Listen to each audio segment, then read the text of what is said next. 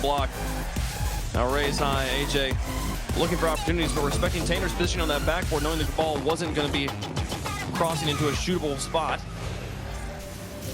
AJ following this one, looking for the style points, gets a bump on one, card on the wall.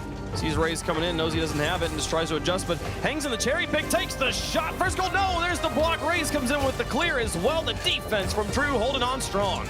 That's exactly why I love watching South America play so much. The offense from both teams is just explosive. Some guy gets a real creative idea, like AJ's approach, went for that delay, made it look like he was going for the flip reset, tried to turn it into a wave dash bounce shot. Then you get the instant counterattack back the other way. Oh, I love it. South America is just nonstop fun. Here comes Kyle. Onto the backboard, where's Card? He thinks about it, but respects Rays. And now he'll look for that second touch. Rays finds another one on the wall. Tanner has to move in. Card up to try and see if he can find the pass back, but Shad tackles him from behind. Now Tanner up against AJ. Popped high. Kyle thinks about it, but hesitates, and Rays will get control. Gets it all the way into the blue. Card now up high with Kyle in tow in the midfield, looking for the pass option. AJ breaks it up on the backboard, and now Rays, long one down the field. This will give them some nice positioning here, and maybe an attempt on target. Here comes Rays up against Tander. Shad's got the shot, but Tander's got the block, and now Rays looking for the dribble. Gets it behind Card, back into the box. Nobody's home. Tander will get it away. 1:17 on the clock, and we keep playing. Oh, and Tander, nice little cut left and right there, trying to pop it into the middle. Kyle gets the slow touch and pulls AJ on the string. 1-0 late.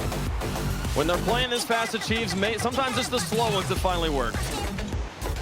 Just bounced right over his head. I mean, AJG, he saw his teammate was beat. He had to try and jump at it, but as he jumped, he realized that it was a bouncer, and he was going to have to try and make the adjustment. And I honestly think Kyle was just going for the block there. He was just trying to keep the ball in a scary position, but ended up turning it into a goal.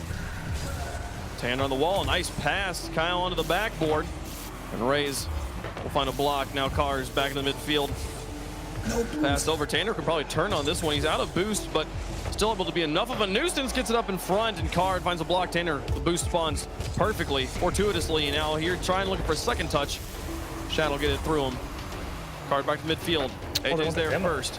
Soft touch. Here goes Rays to the edge. Kyle with a miss. Tander trying, and he'll get the block. Tander standing up strong in the goal throughout this whole game. And now the fake from Card. Can he get it on two? Tries to play to the wall, but Rays will adjust. Now back down towards AJ. AJ versus Kyle. 17 seconds left, only a 1-goal game. Shad with the attempt. Here comes Rays.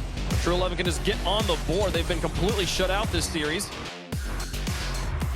But only the 1-goal deficit. They can play into 0-second time. There's a nice boom, but they're kind of ball high. This one looking okay, but Card's got it off to the corner. Chad's gonna have to try. No, Kyle's got other ideas. AJ pops it high. Can he chase his own shot and find a teammate? There's the pass, but the interception from Kyle puts into the ground. 11's take game 2. Man, they are so good. Just all across the board, both teams getting that ball unstuck from that sidewall out into the middle into dangerous positions. Couple of good looks from True Neutral there at the end of game 2, but unfortunately not able to overcome that 1-goal lead. And as we expected, a significantly better game from True Neutral. Much more in control, a lot more back and forth, forcing 11s to make a couple nice saves. It's what, 8 saves for 11s. Definitely under pressure for a significant portion of the game. Put in some tough spots, but they stand tall, get the counterattack on a couple of opportunities, and finally, it's True Neutral who cracked. Yeah, no, there was so much better pressure here from True Neutral. So many more times when they were getting the shots on target. I think, yeah, that 8 saves from 11s definitely tells the story of how much they were having to play defense. But the best options, I feel like, were the ones turned away by Tander on the goal line. There were so many plays in front of the box, too. Not necessarily plays he was getting credits for saves for, but things were completely dismantling the play that they were driving down with. Even there at the end, we saw Kyle getting that interception on them. I feel like 11s feels like just a slightly one step ahead of True Neutral this whole game. Yeah, they really had excellent awareness as well of what the plan was for True Neutral. It's like they never really got pulled out of position too far. They always had someone ready, and that's really just a good understanding of what the next step is for 11s. And despite a couple of those chances being very scary chances, you got to hand it. It really does take nerves to steal, like exactly with Tander, you know, sitting there on that goal line. He was dead beat. If that ball was in the top of the goal, he wasn't going to be able to make the save. But, you know, you play the best defense that you have available. And, you know, it's kind of like foosball.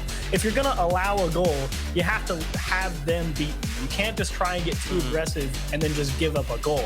If they're going to make the perfect shot to beat you, they're going to do it. And 11s, I think, that was their defensive approach. They're like, all right, we can't get everything, but